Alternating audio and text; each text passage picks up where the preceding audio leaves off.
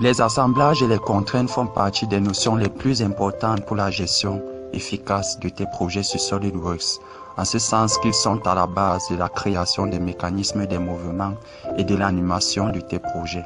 Dans cette vidéo, nous aborderons la création d'assemblages via l'insertion des composants dans un fichier d'assemblage et de la mise en contrainte des 10 composants.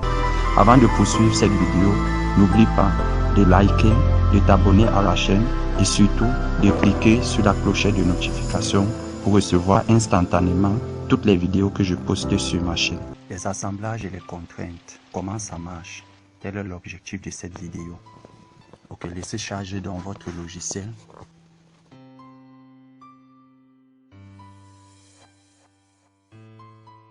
Ouvrez un nouveau fichier d'assemblage. Ok, parcourir. Pour insérer un composant, nous allons insérer là la jante. Vous avez la possibilité de router de telle sorte qu'elle prenne autant pour moi la position adéquate. Insérer un nouveau composant, parcourir. Cette fois-ci, nous allons prendre le pneu que nous allons ouvrir et insérer. Ok. Prenons l'outil contrainte, sélectionnons la circonférence de la jante.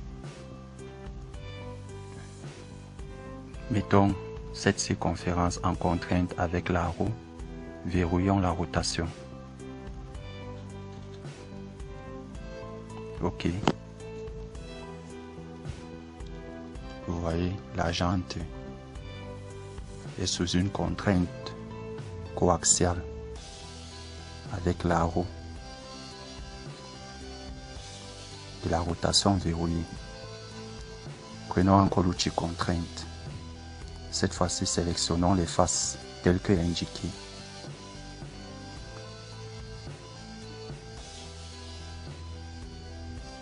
Par défaut, ça bloque la contrainte sous coïncidence. Ok, puisque c'est ce que nous désirons. Une contrainte sur coïncidence. Ok. Insérons encore un nouveau composant. Cette fois-ci, l'axe. Reprenons l'outil contrainte. Cette fois-ci, nous allons essayer de mettre en contrainte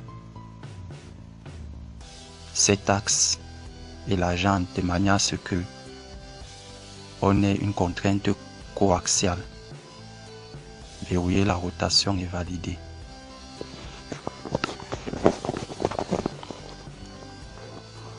Ok.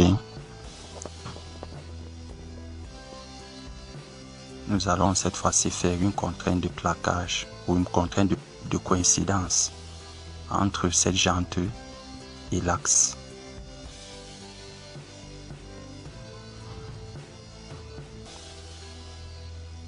SolidWorks par défaut, lorsque vous sélectionnez les faces à mettre en contrainte, met déjà la contrainte par défaut, ici la contrainte de coïncidence, validée. Parce que c'est la contrainte la plus adéquate que le logiciel détecte. Sinon, vous pouvez établir une contrainte de distance sur le panneau qui s'affiche.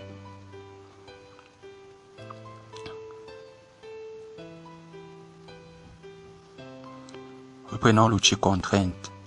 Cette fois-ci, nous allons essayer de mettre en contrainte les plans principaux avec les plans du sous-assemblage. En l'occurrence, ici, le plan de l'axe. Ok. Pour cela, choisissez donc le plan de face principal et le plan de face de l'axe.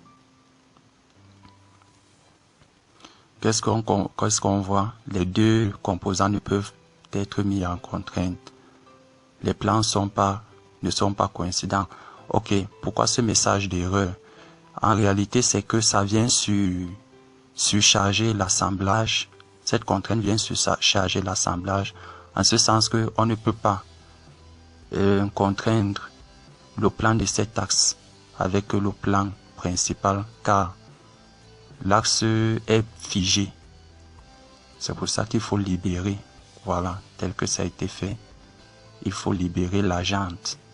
Voyez-vous maintenant, le sous-assemblage peut se mouvoir tranquillement. Reprenons donc l'outil contrainte. Allez sur le plan de face principal du logiciel. Et prenons aussi le plan de face de l'axe.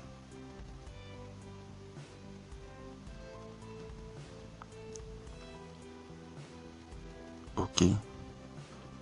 Voyez-vous, ça propose déjà par défaut la contrainte coïncidente. OK, validé.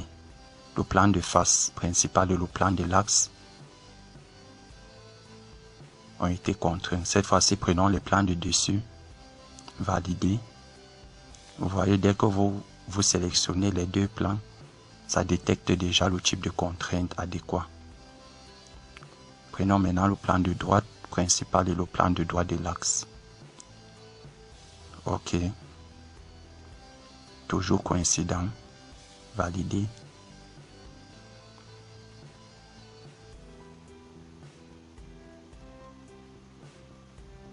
Et voilà notre sous-assemblage qui commence à prendre forme. Vous pouvez ôter la vue pour examiner comment la contrainte entre l'axe, ce que les contraintes ont engendré. Utilisez l'outil composant symétrique. Nous allons rendre symétrique, trouver la symétrie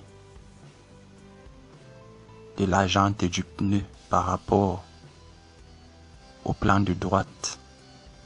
OK. Choisissons donc les composants, dont le pneu et la jante. Voilà. Voilà, les deux composants ont été sélectionnés, la jante et le pneu. Cliquez sur la petite flèche et le logiciel nous donne un aperçu de la symétrie du pneu et de la jante. Voilà le sous-assemblage qui continue à prendre forme.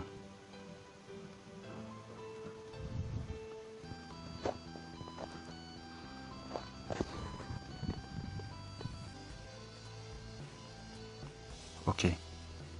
Insérons un nouveau composant, cette fois-ci le différentiel. Vous pouvez avoir tous ces fichiers en écrivant sur l'une des adresses WhatsApp ou Gmail qui vous sont proposées dans cette vidéo. Les fichiers sont gratuits, vous les aurez. OK. Utilisons l'outil contrainte. Sélectionnons l'intérieur du différentiel. Sélectionnons la jante.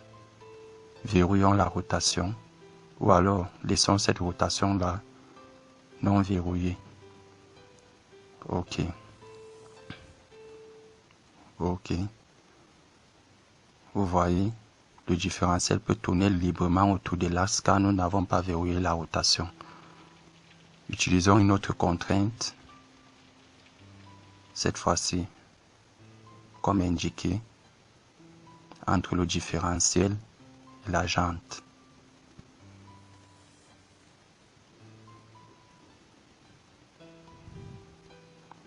La contrainte par défaut est coïncidente et c'est celle que nous voulons valider. OK. Voilà.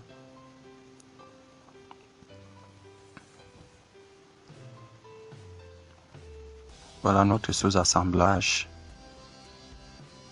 qui continue à prendre forme. Maintenant, allons éditer certaines contraintes de manière à rendre les roues, l'ensemble roues et axes et jantes mobiles.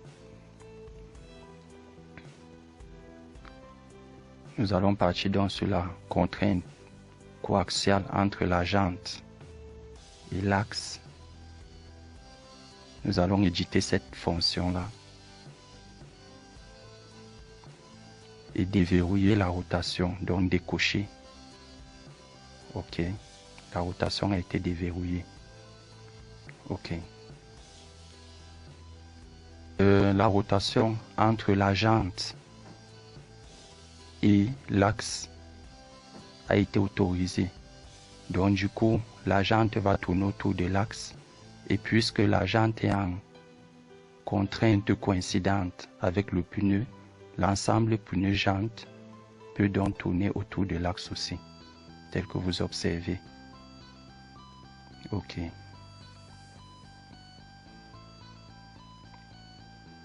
Faites un zoom au mieux. Cette fois-ci, nous allons voir comment ouvrir un fichier ou un composant dans son fichier ou à partir de son fichier. Pour ça, sélectionnez le composant, faites un clic droit et allez sur la petite enveloppe pour ouvrir, ou alors touchez juste une partie du composant et ouvrir la pièce dans l'interface qui apparaît. Ok, voilà la pièce. Le composant est ouvert dans son fichier principal. À partir de là, donc, vous pouvez faire toute modification que vous voulez et ça sera pris en compte de façon automatique dans l'assemblage. Là, nous allons éditer donc l'esquisse. L'esquisse numéro 16. Nous allons éditer ici la gravure sur le pneu en changeant le test.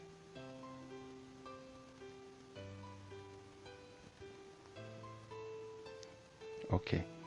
Après avoir changé le test, dès que vous allez sortir de l'esquisse, la fonction va se régénérer, c'est-à-dire la fonction extrusion qui était associée. Voilà un aperçu.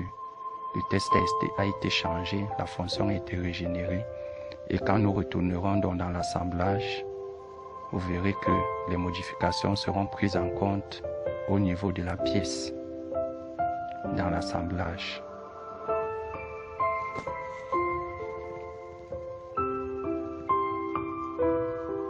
Voilà, la mise à jour a été effectuée et nous pouvons constater donc que la modification a été prise en compte dans le fichier d'assemblage. Ok.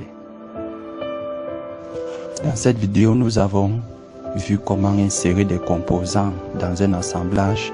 Nous avons abordé la notion de mise en contrainte. Cependant, nous verrons de façon plus détaillée dans les prochaines vidéos les contraintes standards, les contraintes avancées et les contraintes mécaniques. N'oublie surtout pas de t'abonner à la chaîne, de liker et de partager la vidéo. Et surtout, clique sur la cloche de notification afin de ne rater aucune vidéo que je poste sur la chaîne. Si tu sollicites exercer davantage, écris en commentaire sur cette vidéo les thèmes que tu aimerais qu'on aborde sur SolidWorks.